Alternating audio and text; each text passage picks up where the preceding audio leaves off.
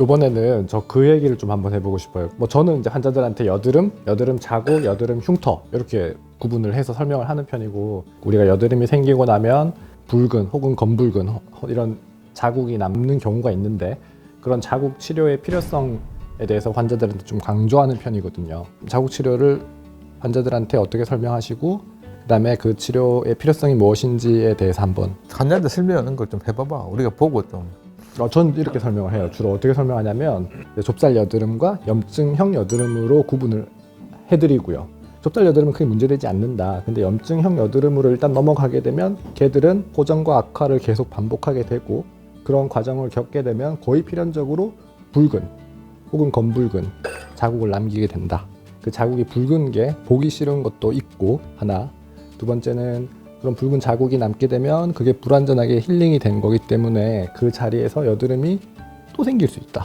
계속 반복적으로 생길 수 있다. 물론 이제 그게 염증형 여드름과 자국이 혼재되어 있는 경우인데, 그리고 그런 붉은 자국은 이게 단지 붉다는 것만 있는 게 아니고 흉터의 시작이다. 그래서 여드름을 치료하는 목적, 그 다음에 보기 싫은 것을 완화시키는 목적, 그 다음에 흉터로 넘어가는 것을 막아주는 목적 때문에 반드시 치료를 하셔야 된다, 하시는 게 좋겠다, 이렇게 주로 설명을 하는 편이거든요. 나도 똑같이 설명하지. 여드름이 나았다. 근데 붉은 기운이 생겼다. 모든 기운은 나으면서 이렇게 수축되는 경향을 가질 수밖에 없습니다. 거기에 함몰이 될 가능성이 많죠. 그래서 그런 것들을 함몰도 덜 시키고 붉은 것도 빨리 없애주고 뭐 이런 목적으로 치료를 권하는 경우가 굉장히 많은 편인데요. 저는 그게 권하는 게 일리가 있다고 생각하고 필요하다고 생각을 합니다. 그래서 뭐 그런 거를 치료할 수 있는 거는 붉은색을 주로 조절하는 혈관성 레이저, 뭐 DDR이라든지 이런 걸 사용할 수도 있고, 아니면 IPL 중에서도 붉은 걸 좋아지게 하는 이런 파장 M22 같은 걸 사용할 수도 있고, 그다음에 롱플스 53이라는 레이저가 또 있어요. 뭐 XLV라든지 뭐 V 레이저 같은 이런 것들을 가지고 치료를 할 수도 있고, 그러면 비교적 반응도 빠르고 흉도 덜 남고 빨리 좀 좋아지는 경우가 많은 것 같습니다, 제 생각. 그래서 저는 붉은 거 치료를 적극적으로 권하는 게 맞다고 생각합니다.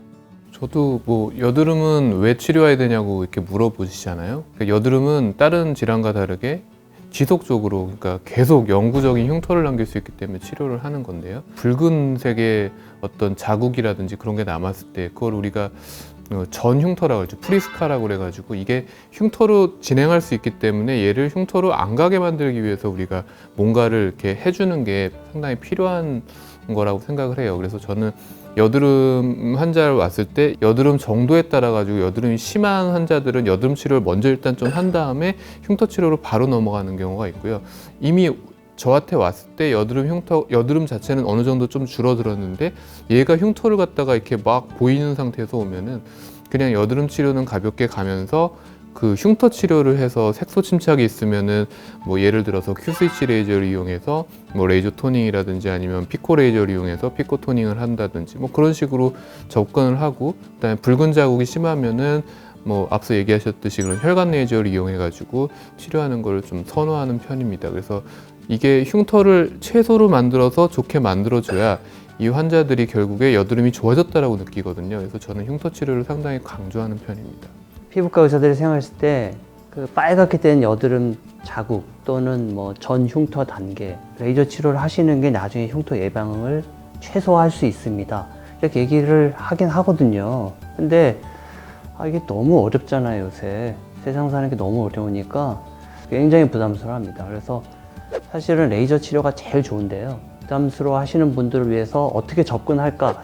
요새 저는 이걸 좀 고민을 좀 하고 있어요. 우리 늘 학회에서도 배웠던 것처럼 생활 습관. 그래서 우리가 식사에 관련된 뭐 인스턴트 식품이라든가 아니면은 우리가 백색 공포 이렇게도 얘기하는 건데 설탕 같은 것들. 이런 것들에 대해서 우리가 교육을 한 번씩 더 해야지 되고, 그 다음에 염증을 가라앉힐 수 있는 거에 대해서 사실은 레이저가 좋긴 하는데 너무 부담스러워 하시는 분들이 많으니까 우리 늘 얘기하는 피부 장벽 개선, 그 다음에 바르는 약. 저는 요새 바르는 약 교육도 열심히 하고 있어요. 바르는 약 교육이 제대로 돼야 롱텀하게 봤을 때 분명히 도움이 되니까.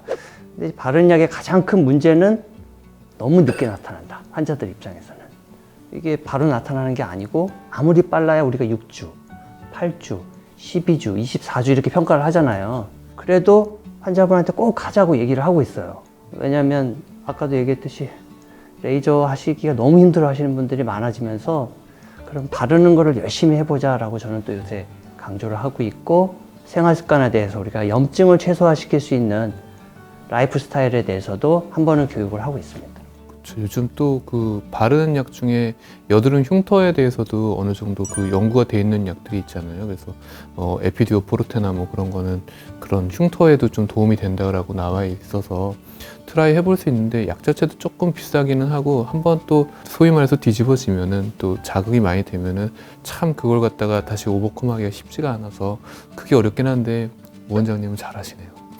근데 요즘은 나 같은 경우는 약 뭐 이런 것도 있지만 여드름 치료를 할 때 그냥 여드름 흉을 치료하는 방법까지 같이 동원을 해버리는 경우가 많죠. 쉽게 말해서 그냥 골드 PTT 같은 경우도 사실은 여드름 흉에도 굉장히 도움이 많이 되는 것 같고 모공에도 도움이 많이 되는 것 같고, 저는 요즘 포텐자를 적극적으로 많이 사용을 해요. 여드름 환자에서.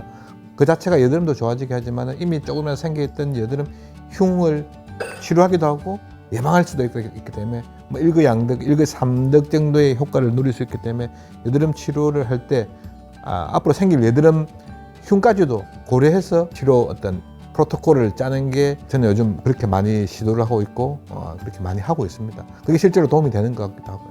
봉 원장이 말씀하셨듯이 골드 PTT를 하면서 우리가 그걸 여드름 치료예요라고 얘기할 수도 있는데, 그걸 하면서 그게 거기에 쓰는 파장이 사실은 롱펄스 이런 파장들을 쓰기 때문에 그게 붉은 자국에도 도움이 되잖아요, 그죠? 그리고 여드름에도 도움이 되고 실제로는 그것 때문에 발생했던 모공 확장이라든지 이런 데도 도움이 되고, 그런 장비들이 보니까 환자 입장에서는 되게 좋긴 한데 치료자 입장에서는 시간이 많이 걸리고 이게 되게 노동력이 많이 가는 치료잖아요. 힘든 맥스지도 이거 네, 이거 힘든 게 한 땀 많죠. 한 땀 아니에요. 네, 힘든 게 많더라고요.